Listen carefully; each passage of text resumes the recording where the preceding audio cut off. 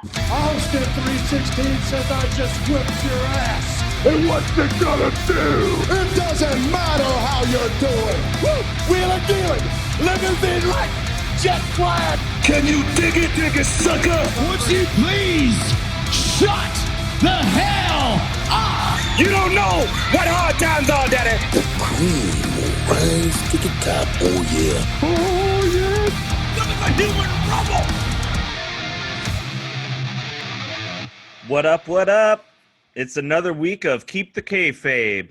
I'm Mike, coming to you from Milwaukee, and I'm sitting here with the boys. Let's introduce them. Up in Glendale, my good buddy, Steve Grobschmidt. How are you, Grabby?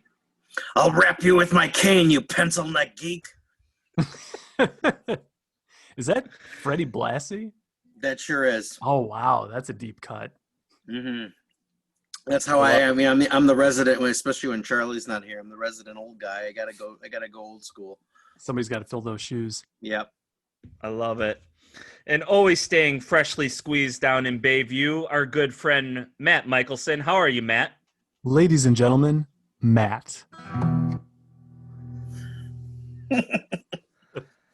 I will walk with you. Shout out I to will Matt. too. We haven't seen him in a while. We'll just got to keep him alive in spirit. I have always liked him.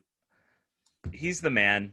I went as him for Halloween one year. It was the cheapest costume, and my hair would just happen to be that long, and I got it all scrunched. And then Kristen went as Bailey. That was really fun. Oh my God, she looked just like Bailey. It was crazy. Yeah. I remember seeing that picture of you too. That was seriously the best couple's costume, regardless of whether it was wrestling or not. Like, just such a great resemblance. Did you guys watch NXT when he was like at the tail end of his time there? Like, that's still No. like I never cease to like when they do angles like that where he had a loser leave town match. It might have been like Gargano. I can't remember for sure, but he lost. And then the next week, somebody shows up in a mask, all the exact same garb of Elias, like he wore that drifter out of it, and he had a mask, and he was called El Vagabundo, and he didn't even change his voice. He just acted like it was That's great. hilarious. I love when they do. It's like when Dusty Rhodes was the Midnight Rider, and it was just dead obvious who it was in a mask. That's exactly something Elias would do. Yes. You got to have fun with it. I mean, it is wrestling. That's what it's all Yes. about, right? Yes. That's right. Keeping it fun. And that's why we're here, and that's why we're soon to be award-winning podcast. Absolutely. And speaking of winning, what did you guys think of NXT TakeOver this last Sunday, boys? Did you get a chance to watch it? We got a lot to unpack. We had a really good first-round match between Johnny Gargano, or not first round, the opening match, Johnny Gargano versus Damian Priest, North American champion. And I thought this one was one of Damian Priest's best matches. Matt, did you get to check this one out? Yeah, I did. I agree. I think this was one of Damian Priest's better matches. That being said, I don't know. This one kind of fell flat for me for a North American Championship match. I mean, every time that title's up for grabs, I just can't help but go back to that six-man ladder match where they crowned the inaugural champion when Adam Cole first won it. It was a good match, don't get me wrong. I mean, I think the first half of it, I was kind of waiting for something to happen. And you could totally tell, I feel like Johnny Gargano was trying to make Damian Priest look good, but it was to a fault where you could actually tell he was doing that. And it just, I don't know. I think it kind of exposed Damian Priest a little bit. I will say once they got halfway through the match, Damian Priest did this crazy senton over the top rope to the outside and hit the floor. Right. Which, by the way, fun note about that, I'm pretty confident. I don't know for sure. So for our viewers, listeners out there, tell me if I'm wrong, but I'm pretty sure Shawn Michaels had a hand in crafting this match, because when Damian Priest did that front flip over the top rope to the outside, Johnny Gargano sneakily pulled a couple of cameramen in his way and used them to take the hit, which is kind of a throwback to Shawn Michaels versus The Undertaker at WrestleMania 25. So there were some good spots in this match. Like I said, it didn't quite do it for me. I think it exposed Damian Priest a little bit, but I think of the 5 matches on the card, putting it first and kind of, at least in my opinion, getting it out of the way was a good start. I really like this match a lot just because of that reason with the cameramen. I like it when they involve, like we saw with that ambulance match, like the gimmicky. I like it when they throw just a little gimmicky, like just something that is a wild card where it's like, okay, so right about now is when, you and you, I'm motioning my fingers to, like, if I was backstage, like this guy and this guy, you get in front of the thing. I like it when there's just a little planned, like, wild card thing to keep it guessing. Like I said, wrestling's supposed to be fun, and I like that fun stuff. I'm kind of digging Damian Priest using the Razor's Edge as one of his finishers now. That's one of my all-time favorite finishers. We're probably going to do a finisher episode in the future. But anytime I can see a little bit of Razor's Edge and do it on the apron, the hardest part of the ring, it is the hardest part of the ring. I've heard that once or twice. Not the steel posts, right, or the steel, well, they're not attached to the ring, the stairs. But, yeah, on the apron, I mean, Damian Priest, he uses kicks a lot, kind of as much as Roman Reigns uses a Superman punch. But I thought this is one of his more crisper matches. When we saw him live ringside at NXT TakeOver at Turner Hall, when he was not Payne Hernandez, it was Payne Martinez, wasn't it? Punishment Martinez. Punishment Martinez involved. There's that no old pain. chestnut. There wasn't a lot of pain of him back then. And when we first got to look at him live, I was like, oh man, I wonder if I'm going to like this guy. Because it was kind of during the rebuilding of NXT after they, put a lot of people up to the main roster. And he's slowly come around. Like he's just kind of got an awkward, lanky body. So like those kicks can look impressive when he does like these scissor kicks and these roundhouses. It can look impressive, but when they're used a little too much, it kind of takes me to a Roman Reigns boring-ish thing. So doing a Seitan over the top ropes, doing some Razor's Edges, I'm into it. And I mean, his intro and, the broken arrow, that whole thing, he's got something. And this, I thought, was a good step in the right direction for Damian Priest. Yeah, I agree. I think I totally agree with you, Mike, on the Razor's Edge. That move, every time he goes to do it, part of me gets excited. And I don't know if it's the throwback to Razor Ramon or if it's deep down the fear that he hasn't had a lot of ring time and might actually mess something up. So I kind of want to watch a car crash. But either way, awesome move. Also, the senton over the top rope, seriously, probably my favorite spot of the night. I can't really think of one that would top that until we get to Velveteen Dream versus Kushida. There's a lot of great stuff from that match. But, Damian Priest, a couple of good spots in this match. But I agree. I think a lot of his kicks kind of resemble Roman Reigns with his Superman punches. Just a lot of the same moves kind of over and over again, which I don't have a problem with. Believe me, there's a time and a place for it. I think the intensity of the kicks is kind of where it fell flat. Because you look at guys like Aleister Black, where they kick you with every bit of energy they have. And they can pull the kick, too, so that obviously they're not really hurting the person quite as much. I think if Damian Priest tightens up that part of his game just a little bit, I can start to get behind him a lot more. Sure.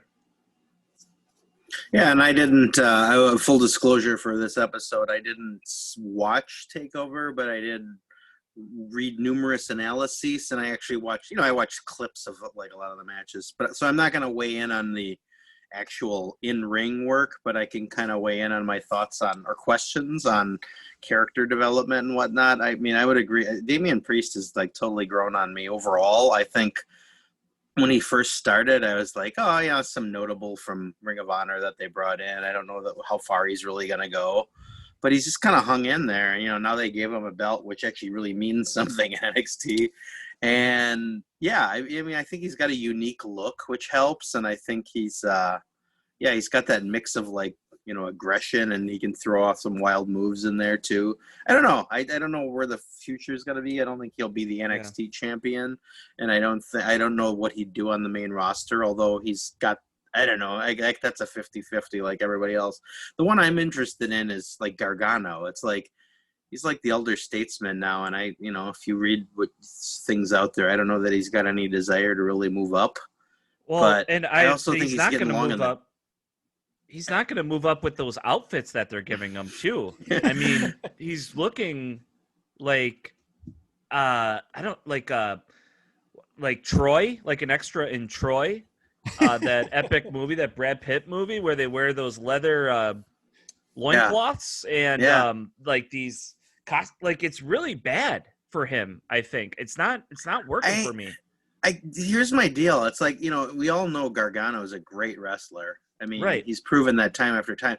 But I kind of feel like they're running out of gas with him. And I think that might be, it's like a rare case where maybe I'm not saying he'd do well on the main roster, but I'm also wondering if he's running out of options in NXT because they've done everything. They've done squeaky clean baby face. They've done, dastardly heel. They've done it in, back and forth. I just don't know where you go with him. I feel like he's going to fill that Ty Dillinger role where he's going to, not really go anywhere, but he's going to put on great matches every takeover.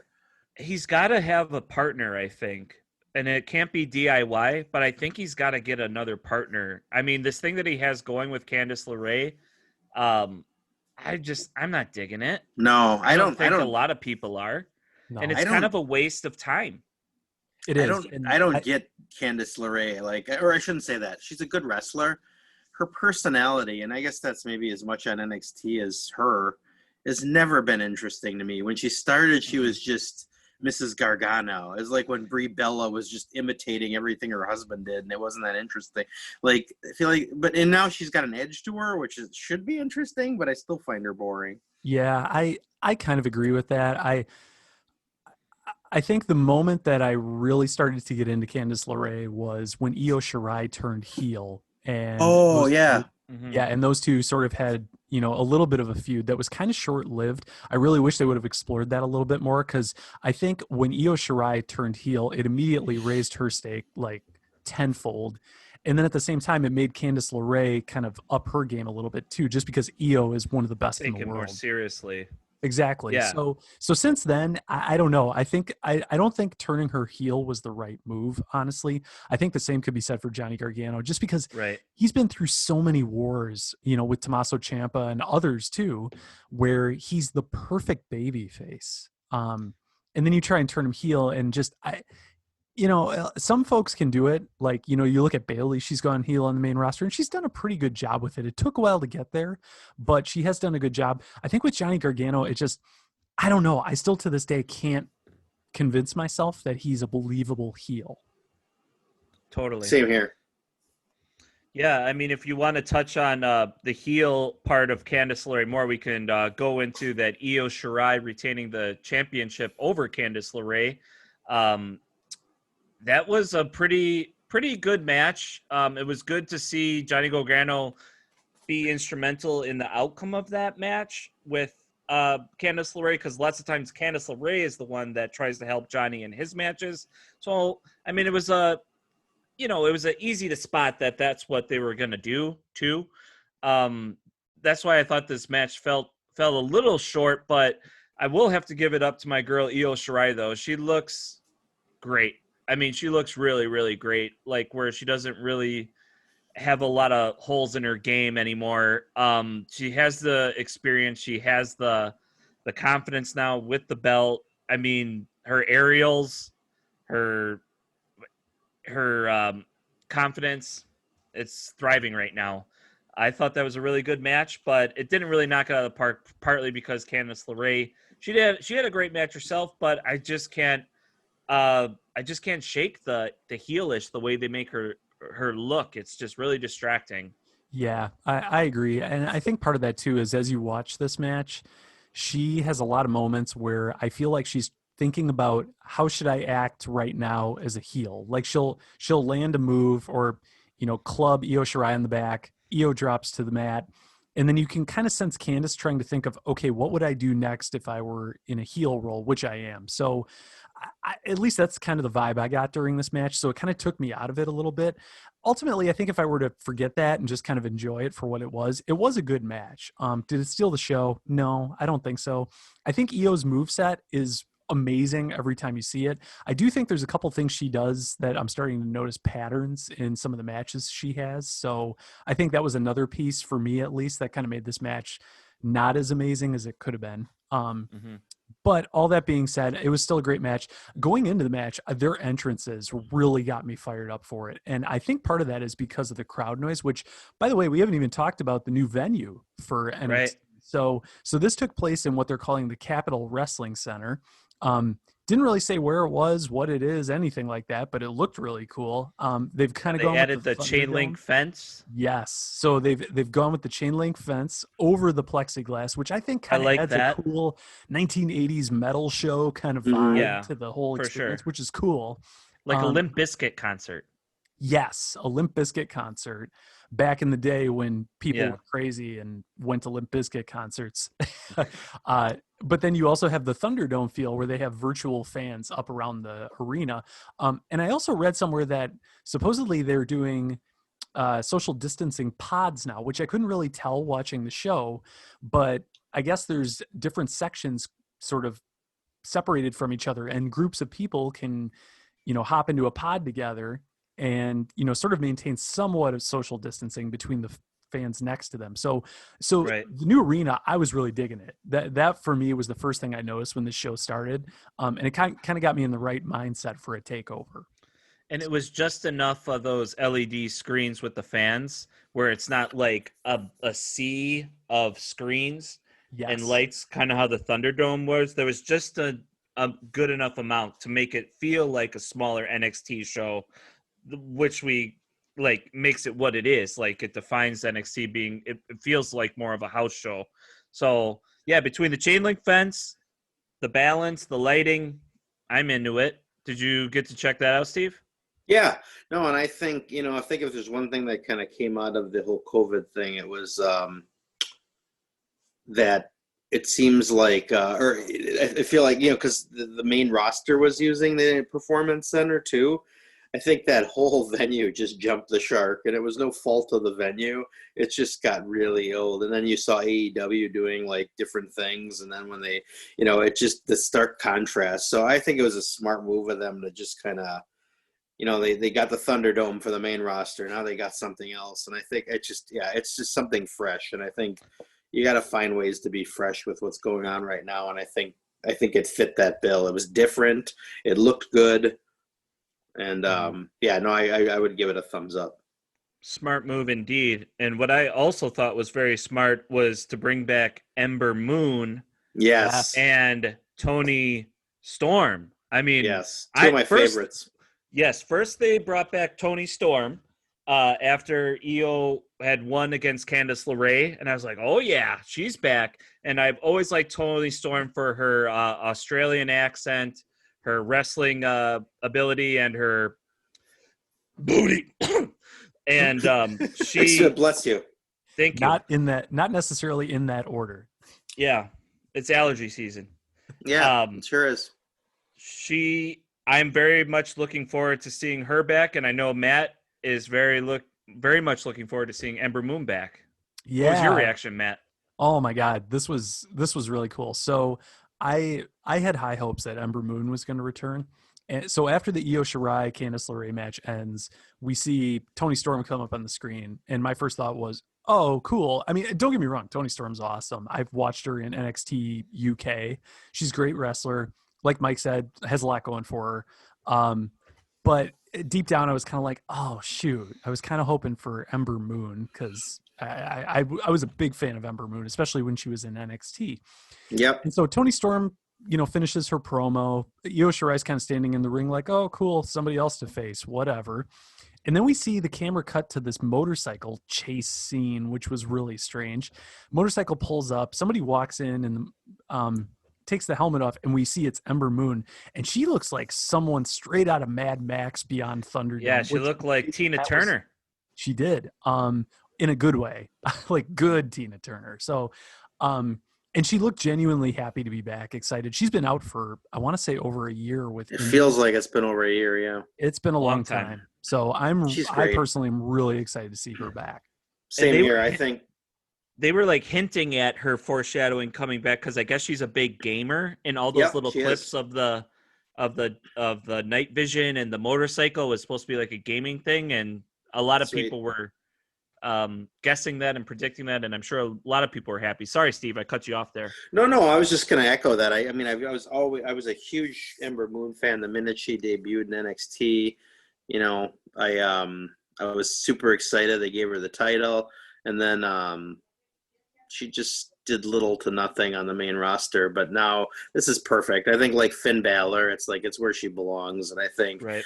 You know, I'm glad I waited to ask this question. I was going to ask it when we talked about the title match, but I was going to say to you guys, like, what do you think of the women's division in NXT these days? Because I feel like, you know, that used to be the gold standard, and I feel like, you know, it's kind of been a little bit lackluster, but now we got two. Yeah, these two are just instantly raise its profile, and you still got Rhea Ripley there, and Yes, Shotzi Blackheart is coming up fast. It has been down a little bit, but adding those two pieces back, great additions. Very needed.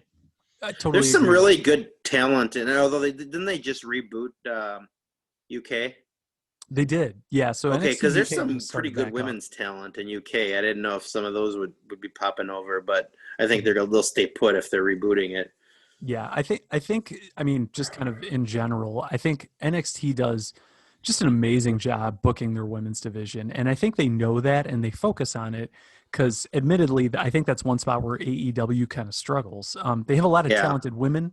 I just don't know that they make enough time for them on television. And a lot of the women are, you know, straight off the indie scene. They haven't had the chance to sort of level up their game like a lot of the WWE prospects do. They have the Performance Center. They have non-televised events. A lot of opportunities to grow. They're still figuring that out. Yeah, you look at like Penelope Ford. She has this like transformational title match, you know, a couple months ago, and we're like, wow, she really, you know, that's the match of the night. And then she's like now just sitting there, the silent partner to Kip Sabian while he's doing his like goofy wedding thing and best man thing. So yeah, I mean they're still figuring out their division. I think they're starting to put the pieces in place with, you know, like Serena Deeb and Thunder Rosa for sure. But yeah, I think NXT has always remained sort of the gold standard of the big programs. Yeah, for sure. So as it relates to Ember Moon, I'm really excited to see her back. Like I said, I feel like her gimmick may have changed a little bit just based on her new look and kind of the different haircut she's got going on. I was a big fan of the gimmick she had on her last run with NXT, which I couldn't even begin to describe what it was. It's almost like a character from like not Dungeons and Dragons, but some sort of fantasy video game, which I thought was super cool. It was really unique. So I'm kind of curious to see where they go with her. Usually a lot of time off for someone means they have a chance to reinvent themselves, and maybe we see a little bit of a heel turn. I don't know. Yeah. I'm definitely excited to see her back because it's needed, and I think it's only going to strengthen the women's roster. And we just kind of skipped over Kushida and Velveteen Dream a little bit. Matt, I know you wanted to talk about that a little bit. Yeah. What could we see from that match? Oh my God. I loved this match, but I have to preface this because for those of you who follow pro wrestling pretty closely, you probably heard that Velveteen Dream was accused of some things as part of the speaking out allegations that occurred like a couple months back. And ever since then, it's just been kind of weird watching him in NXT, just because you don't really know what's actually happening behind the scenes, if WWE's doing anything about it, or, you know, kind of just how to feel about this whole situation in general. All that being said, though, and kind of putting that aside for a minute, this match, when this match first started, so Kushida comes out, Velveteen Dream comes out. Kushida's gimmick is he's sort of Marty McFly, basically, for the lack of a better description. So in true Velveteen Dream style, he comes out dressed as Doc from the Back to the Future movies, which was awesome. Right. So that was kind of a cool twist that Velveteen Dream always likes to put on matches.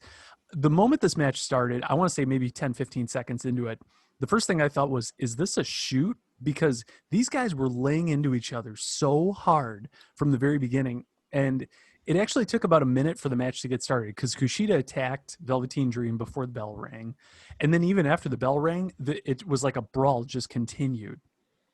So Kushida had a lot of really innovative offense as far as like submission holds he put Velveteen Dream through. There was a moment where he pinned Velveteen Dream's arm, behind the staircase and smashed the staircase into the side of the ring. So throughout the rest of the match, Velveteen Dream did an awesome job selling the pain in his arm, and Kushida, wisely kept going after that one arm through submission holds, different types of offense, things like that. The match ends with Kushida putting Velveteen Dream into this really, really painful looking hold. Again, attacking the arm. The match ends, Velveteen Dream's talking to the ref, and of course they zoom in, and now you can hear everything without fans in the crowd. And you hear him just saying, "It's my arm, it's my arm." So I think this match served two purposes, sort of. One is it gives them a way to write Velveteen Dream off television. And I think part of that is, one, I don't know that they have really a clear path for him mapped out right now in terms of feuds. Secondly, I think it's because of these speaking out allegations that they just want to get him off TV for a little while. For whatever reason, take it for what it's worth. We don't really know, unfortunately. But yeah. I think that was kind of the underlying purpose behind this match. But at the same time, it made Kushida look like a killer. Like he just laid in the offense, like I said, great submissions. I think him kind of having a little more of an edge to his character is what he was missing ever since debuting in NXT. Yeah. Yeah, he definitely looked edgy there at the end. And then he beat him down after the match even. And it's I agree with you. I don't know what they're gonna do with Velveteen. Was that your speculation that they were going to take him off TV for a while, or is that confirmed? No, that's definitely my speculation. If it's been confirmed, I haven't seen it yet, but that's just me speculating. Well, and I even saw Triple H weighed in and said something like, I forget his exact words, but to the effect of he's kind of been his own worst enemy. And I don't know, they're kind of acknowledging that like he's got issues. And Which is I don't a know. shame. They've stuck with him when they didn't stick. There's a lot of Me Too allegations, or what was it called in the WWE? You just said it before. Speaking out movement. And they dropped, especially the UK guys. They just dropped them like a bad habit. But Velveteen, they're sticking with. And yeah, he was one of my favorites there for a while. I just remember when he came to Milwaukee the first couple times, it was like he is my favorite. Heat gold. And I don't know how to feel about him anymore. It's like, I know it's the whole innocent until proven guilty, but I don't know. I don't enjoy him like I used to until something comes out. Yeah, I felt really bad watching this match. My girlfriend Becky was watching with me, and she's a big fan of Velveteen Dream. The first time he came to Milwaukee, actually, he was just up and coming. So he was on the undercard opening the show. And keep in mind, we're in Milwaukee, so we're about an hour drive from Chicago.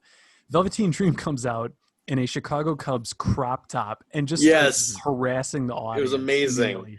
And he was wrestling Roddy Strong, I think. He was, and that was a great match. And even before the match started, Becky was like, I love this guy. Who is this guy? And again, he was still just one of those guys you would see maybe on NXT TV. This was before the USA Network deal and all that. So,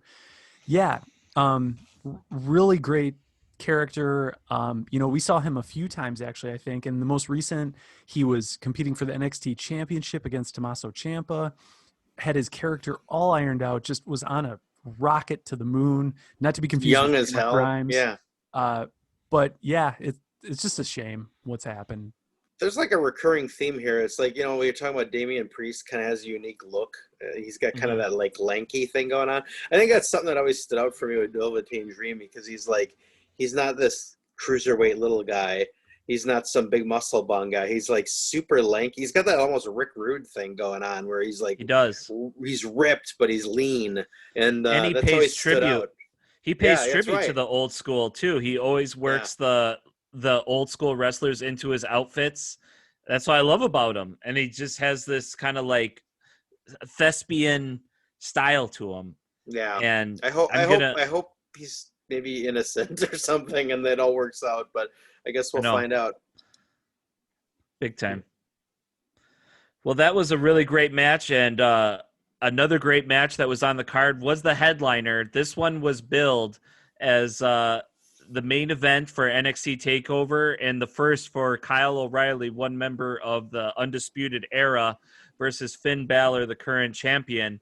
And I was very, very excited to see this one. At first, when you read it, it's kind of like Kyle O'Reilly versus Finn Balor for the championship. What? Like, we haven't seen Kyle O'Reilly do a singles match. But what you can bet on is that it was going to be very aggressive. It was going to be a lot of ground and pound, a lot of submissions, a lot of strikes, and a lot of great selling. I mean, probably the combined body fat in the ring for those two guys was probably 2.8, but it did look like Kyle O'Reilly put on a little bit more weight during COVID. Usually Kyle O'Reilly's body fat is right around 2, but it looked like he might have gone to 4% now. Like, did you guys notice that? Well, I I didn't do the measurements, but flappy. Yeah, I don't know where you got the numbers. Grew a but beard? I'll take your word for it. That's just my estimation and my expert opinion on he didn't bodies. look like a baked ham, though. So, I mean, a honey glazed ham. So that's No, we'll that's get what to I that later noticed. in the show. Yeah. We'll get to that later in the show. But anyway, the match did end with Finn Balor retaining against Kyle O'Reilly, but not before he bloodied his mouth. Finn Balor got his mouth bloodied by Kyle O'Reilly, and a hell of a match. Those two really put it on the line. I knew there was going to be a lot of false finishes just by the endurance level that these guys can do and how fast the momentum can shift. What did you think of this match, Matt? This was a great match for Kyle O'Reilly.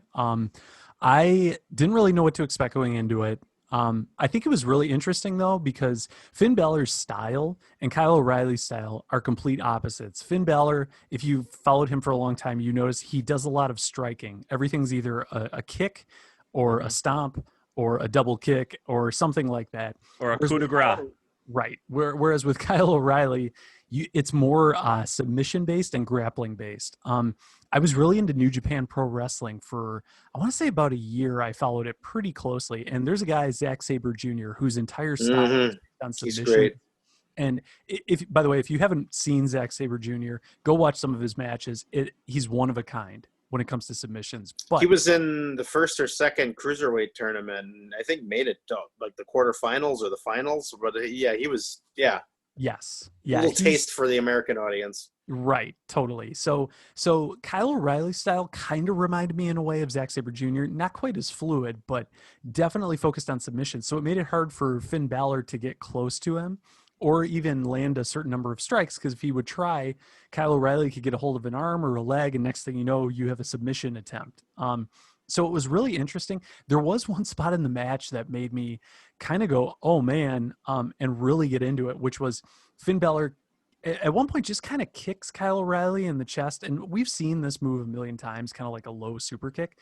And Kyle O'Reilly quickly recovers like most wrestlers do now. But then he quickly drops and kind of puts an arm up like, nope, like he got the wind knocked out of him. And it really got me into the match thinking like, okay, either that was a slip up or these guys are working pretty stiff, which as you watch the rest of the match, they were definitely working stiff. Mike, like you mentioned, Finn Balor's mouth was a little bloody at the end. And by a little bloody, I mean, there was quite a bit of blood actually. It wasn't like a cut. It wasn't like a cut like how you normally do. He either like bit his tongue like super bad. Like it was definitely from the physicalness of this match. Totally. And the same goes for Kyle O'Reilly too. He, even halfway through the match, had a little bit of blood on his mouth as well. Yep. And it for him, it seemed a little more like what you see when forearms start getting thrown a little too hard. So either way, the match ends and both these guys just have bloody mouths. It was physical. It was a really different style though. I don't think any of us expected Kyle O'Reilly to win this match necessarily, but I do think it made him look really good. It gave them a chance to showcase him. I mean, how often have we seen Kyle O'Reilly in a singles match in NXT? So, two times that I can think of, and that's not recently. Yeah, he definitely laid it all on the line as we would expect. He does have an MMA background too, right? Yeah, I think he so. does. And so it became very obvious watching this match. And I mean, when I used to like in actual wrestling, they always say like the skinnier, spry athletes are harder to like pin, like in just normal wrestling. So having two spry individual wrestlers, I mean, they were just, really stringing moves together. It was really fun to watch. I mean, if you like technical wrestling, even if you're an MMA fan, I think you would really like this match too. So it hit on a lot of levels. I mean, it was a great way to close the show. It did get a little awkward at the end because Adam Cole apparently got assaulted in the back. Who was that dude that carried him down to the ring and threw him out there after the match? So I didn't know who this was either. I thought it was Pat McAfee at first glance, but Me too. listening to the What Culture podcast, I guess that's Rich Holland. He just started with NXT very recently. I forget his background, but he comes from some other sport, and I can't remember what it is. I'll have to do some follow up on that for the listeners, but He's a big guy. It was just kind of a strange ending for a lot of people. It felt kind of flat, even people who follow NXT really closely, because I don't think Rich Holland is very well known yet within NXT, especially at the main event upper mid card level. He's still very much an undercard guy, so I don't know. For me, this was really weird. Yeah, it was kind of a flat way to end the event. They need, especially when there's no crowd, to at least, have some screaming and what? You could just hear Bobby Fish and Roderick be like, "Oh, what's going on? Adam." Even though Kyle O'Reilly just got his ass kicked in the ring for a half hour, and they're worried about Adam getting thrown down by some stranger. It was just kind of weird. Yeah, but I agree. That was you make a great point. This was Kyle O'Reilly's moment, and then all of a sudden it's oh, look over here. Here's Adam Cole.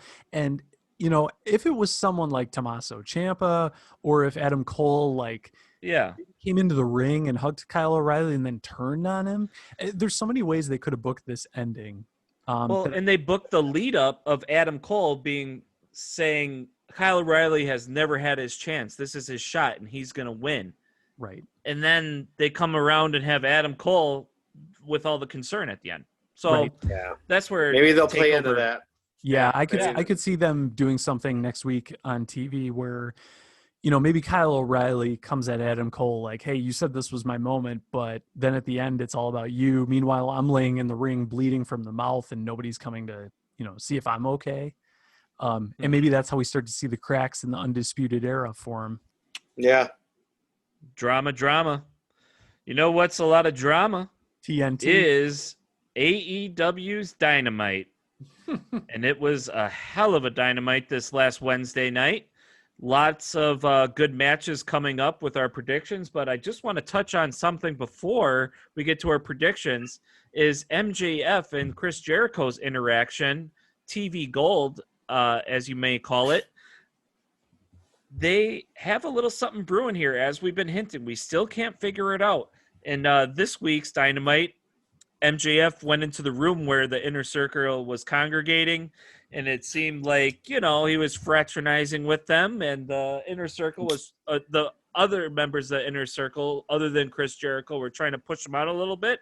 But Chris Jericho's I don't know. I think I like this guy. And he brought him all coats, but he forgot Sammy Guevara. That was really great. It's great. Classic MJF.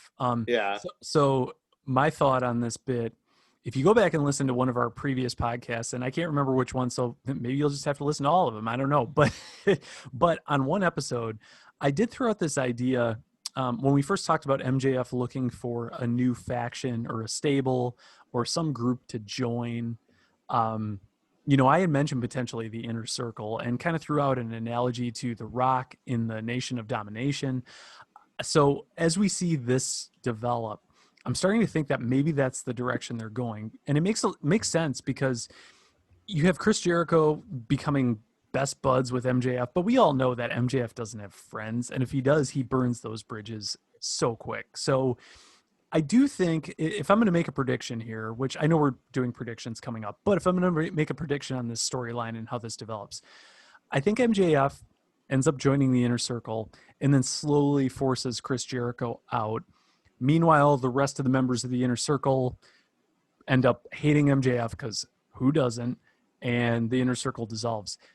As all that happens, it leads to some great banter between MJF and Chris Jericho, and ultimately we end up getting a match between those two. Whether it happens at Full Gear, I don't know. That would be, I think, kind of a quick development, or maybe at a future pay-per-view. We'll see. But I could totally see them going that direction with this story. Yeah, I think I agree with most of that. I guess my tweak and my own to make it my own prediction is I think he will quote unquote join or get close to joining, but I think he's going to fracture it. And yeah, I think one way or another, they're going to force Jericho out. And I just have a feeling Jericho is going to do like a kind of face run to kind of end things. But I guess my tweak on that is I think, I bet you, I'm wondering if it's going to be MJF, and I just lost their names. I hate when I do this. The tag team. Ortiz and Santana and Ortiz. I think they'd stay with him maybe, and then I wonder if Guevara would stick with Jericho because of the little slight there, and Jericho's always kind of looked out for him. So maybe it'd be like this, like MJF takes over the inner circle, and then Jericho and Guevara go after him. I don't know. I think something like that, but I do echo that. I think MJF is going to be the poison in the water, and like somehow Jericho is going to wind out on the outs with this whole thing.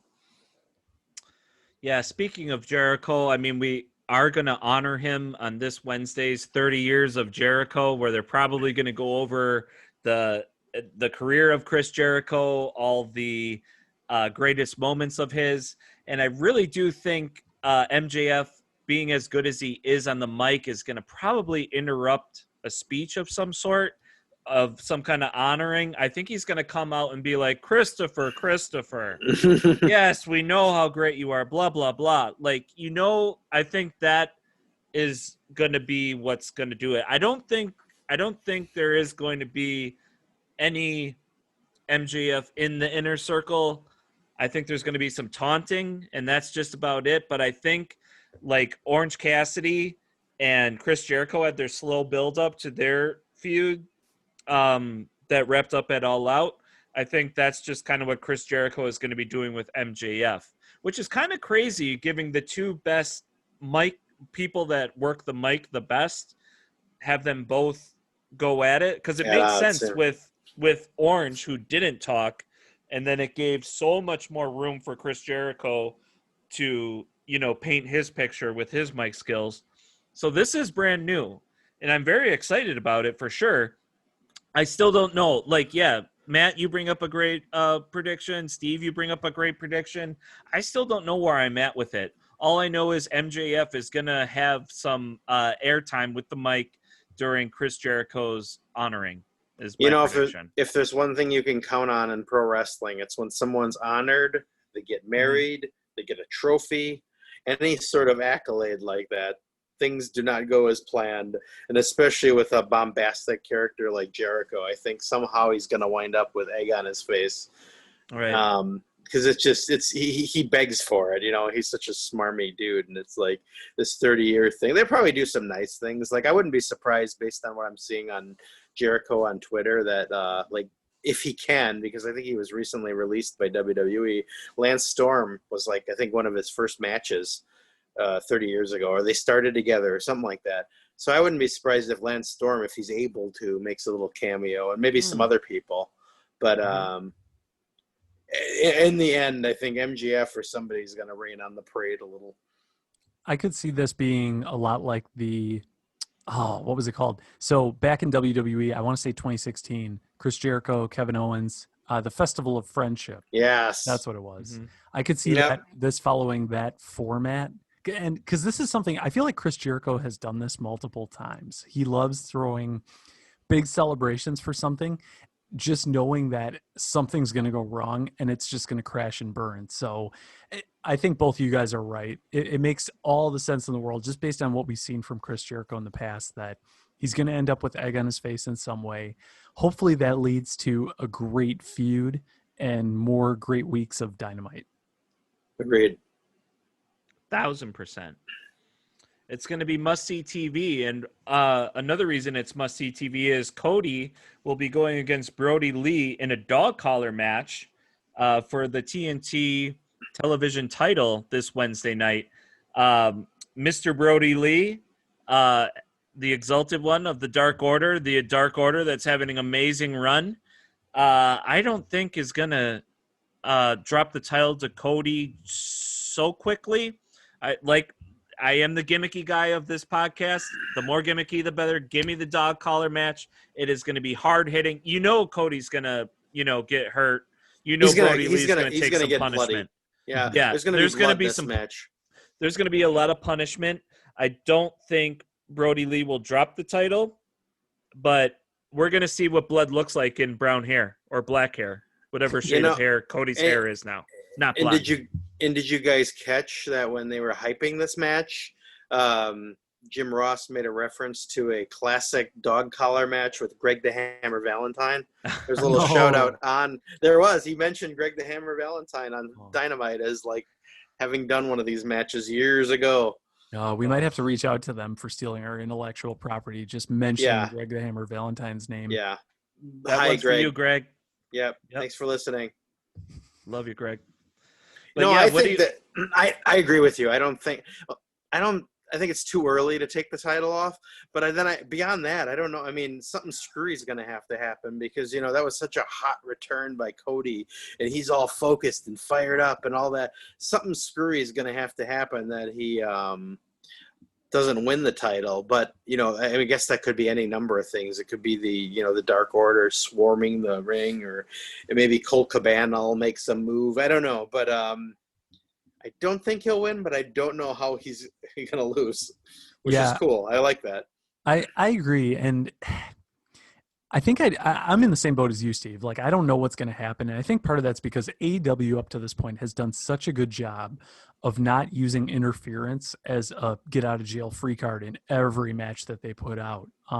So I really have no idea how this is going to go down. I think I'm going to go out on a limb and say I think Cody ends up winning this match. I think it's kind of weird having Cody have a great run with the TNT title and then Brody Lee have it for, what's it been, like a month maybe, and then flip it back over to Cody.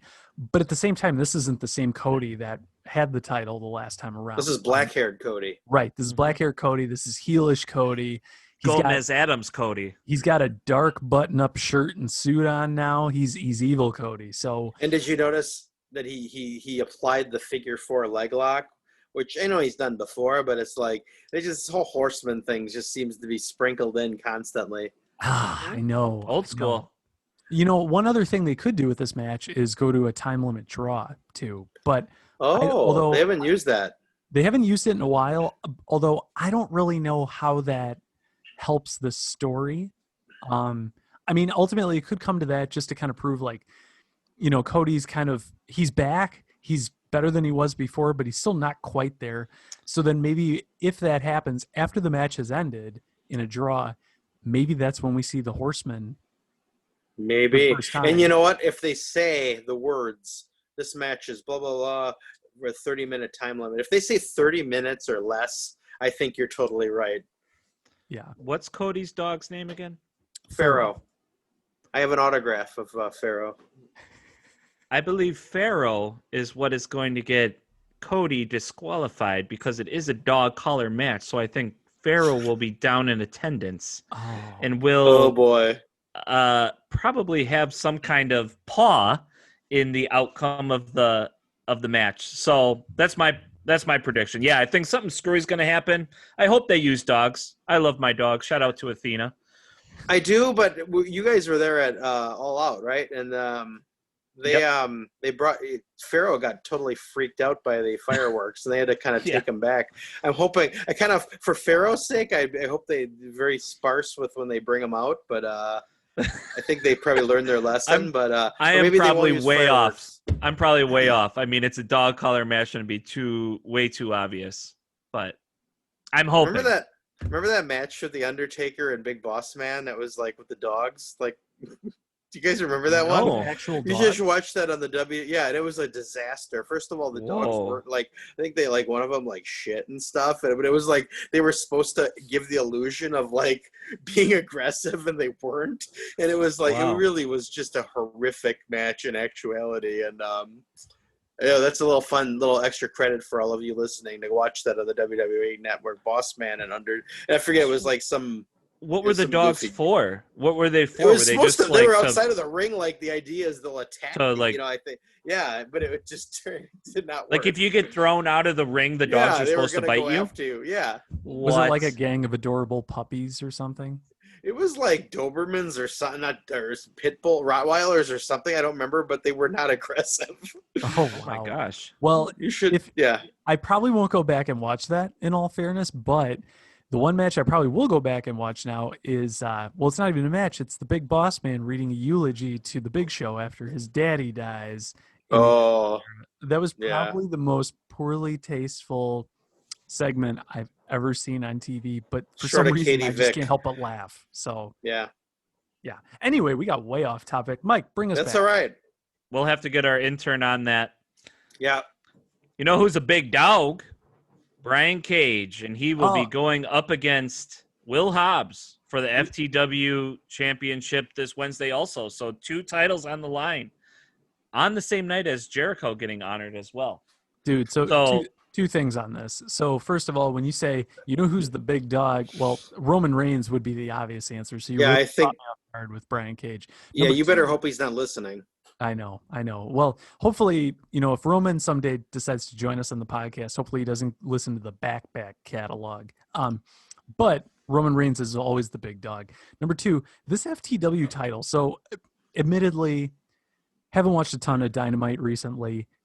Is there a story now behind this title? Because I remember when they first revealed it, Nope. it was just kind of like everybody threw their arms up like the shrugging emoji. Like, okay, I don't know what this is, but I'm going to go with it. Depending on your level of knowledge of, I believe, ECW, like Taz came out and dropped like this obscure title reference from like, his era.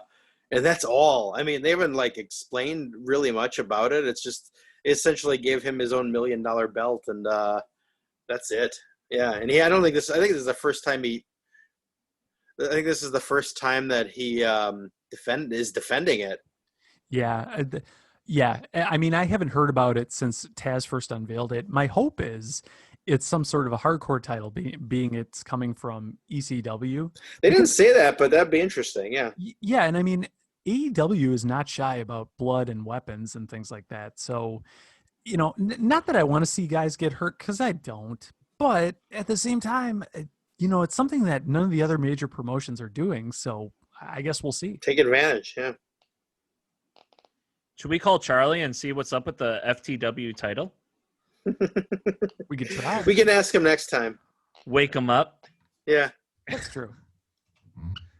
So I'm excited to see Will Hobbs have a headlining. Yeah. I mean, they've been building him up a little bit. I mean, it's not the headliner, but this is probably his biggest match in his career for sure. I mean, going against Brian Cage. Yeah, it's like, yeah. Will Hobbs. So when you first mentioned his name, Mike, I couldn't imagine who that was, honestly. Like, because again, haven't kept up with Dynamite too much lately. But on the last his name podcast, Will? if you go back and listen, I think it is Will. You're right. But on the last podcast, he was the guy that Charlie just buried and said he's going to be doing a job for everyone. He'll be looking up at the lights. Yeah. Ice Train Jones. Ice Train Jones, yeah.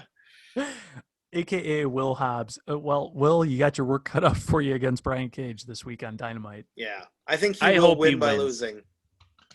Agreed. Okay. Yeah, that'd be funny. Like they give this fake title or ceremonial title to Brian Cage, and like in his first defense, he loses it. Well, That'd be yeah. kind of Well, amazing.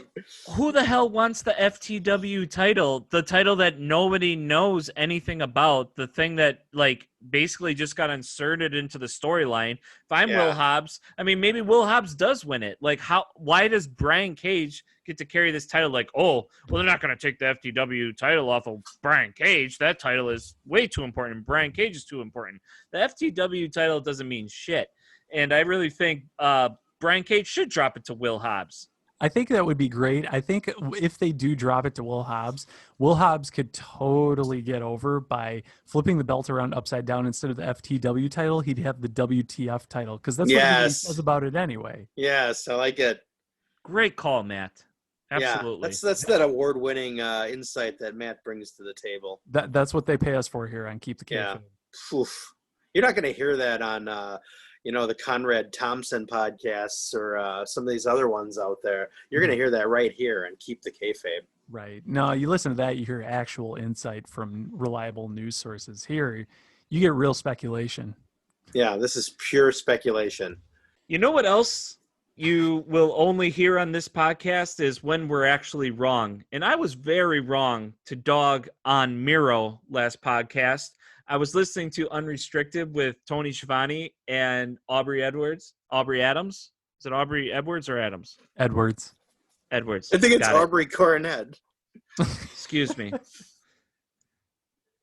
Anyway, I was very I wasn't fair to Miro. I called him a bastard of wrestling. I thought like he won't amount to nothing. I listened to his episode on Unrestricted, and that guy is one of the biggest sweethearts I've ever heard in my entire life. And I take back every bad word I've ever And he's said about the guy. hilarious.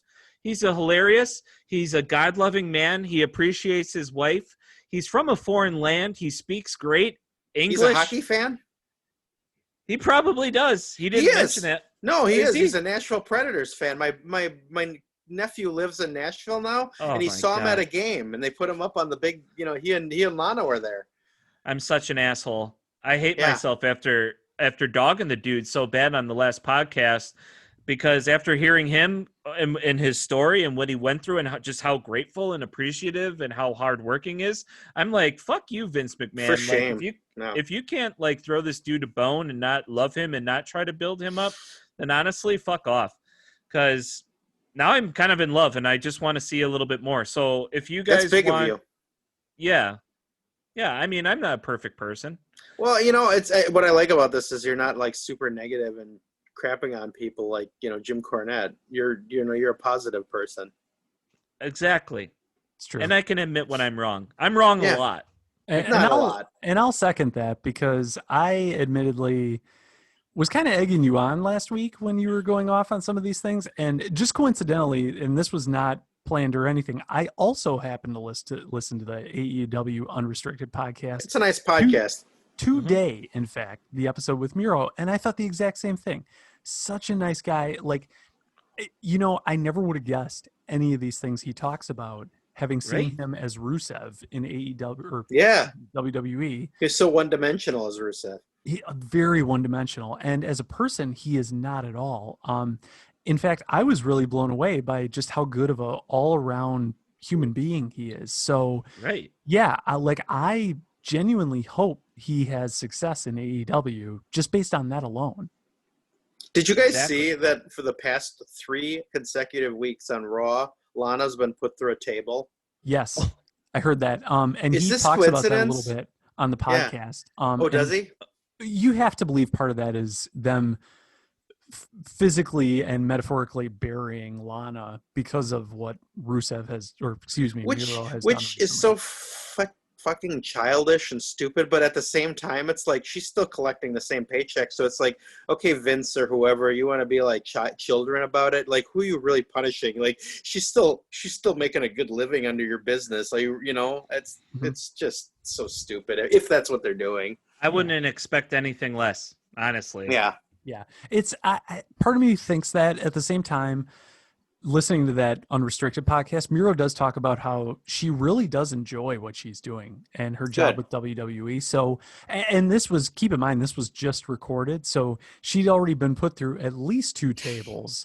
So, and I gotta believe, Miro hears everything from her about what's going on behind the scenes. Oh, sure.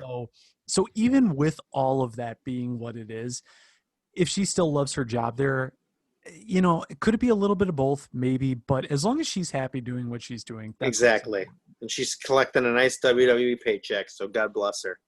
She's having fun making TikToks with Mandy Rose. That's also must-see TV. That sounds like it'd be fun to do. Big It time. must see. Mm-hmm. Well, boys, I think this was another great episode of Keep the Kayfabe. I can't wait for Wednesday night to see what transpires on that big, bloated, honey-baked ham. Stick some pineapples and cherries in that belly of Chris Jericho. I know it's going to be entertaining. It's going to be so much fun. The dog collar match, I can't wait to see the outcome. And let's root on our boy, Will Hobbs. Come on. Hobbs. I'm cheering for him. I respect Brian Cage. He's talented. He's got a good look. But I want Will Hobbs to beat him. This, Big time. especially with Charlie not here this week, I think this podcast is going to officially endorse Will Hobbs. Absolutely. Hobbs. What's a show Damn it. Kelvin and Thinking of- Hobbs. Yeah, we got to get a little Calvin and Hobbes comic book for our first T-shirts, but have Will Hobbs penciled in.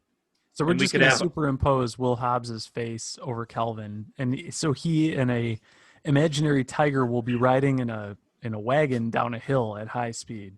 That's good shit. That is good shit. Some would say that, yes. Oh, can I throw out a little, maybe a little segment here? Other podcasts to listen to when you're done with ours. There's a great episode of Something to Wrestle with Bruce Pritchard this past week with talking about the model Rick Martel. But they go far beyond that. They talk about the entire career of Rick Martel. And I don't know. I'm an old dude. I He really was like awesome. him. He's a great wrestler. So it's a really good thing. It just talks about his time in the AWA when he was the world champ. Talks about a couple runs he had with the WWF, which I didn't even know he had multiple ones. Check it out if you got some time after, you've listened to this awesome podcast. That sounds cool. Yeah, I might just do that. The model Rick Martel was the man. I loved his whole look with the beret and then the The arrogance. yeah. And that actually gave me a great idea for our outro music for this week too. So remember to follow us on Instagram under Keep the Kayfabe, and follow us on Spotify for more all things wrestling, where we get you all the news and all the great topics happening in the wonderful world of wrestling. I'm Mike. It's been great talking with you all, Steve and Matt. I hope you boys have a great week. Catch you up on the flip side. Peace. And I'm too sexy for my hat.